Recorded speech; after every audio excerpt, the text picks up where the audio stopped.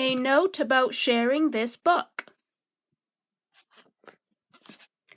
The Behavior Matters series has been developed to provide a starting point for further discussion on children's behavior, both in relation to themselves and others.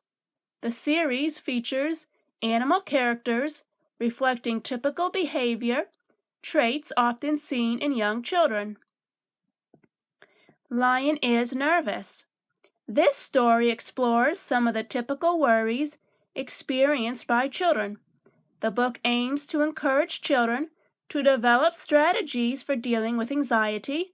It also looks at ways in which others might help someone overcome their concerns. How to use this book.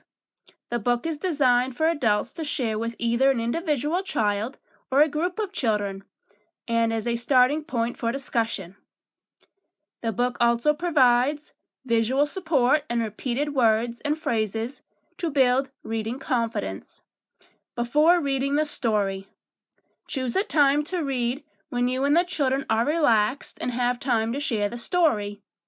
Spend time looking at the illustrations and talk about what the book might be about before reading it together.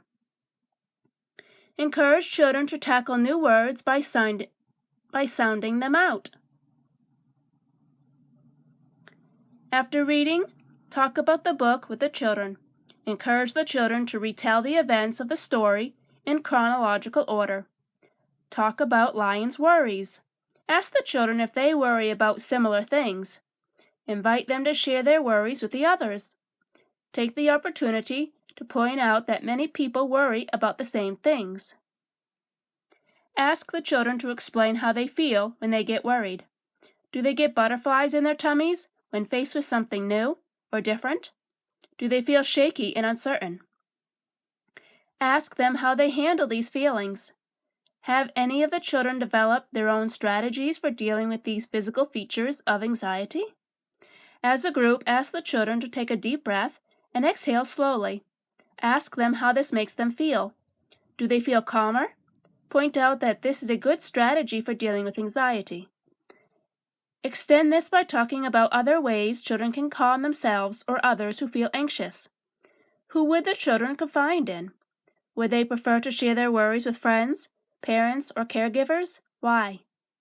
Place the children into groups of 3 or 4. Ask them to find one particular worry that they all share.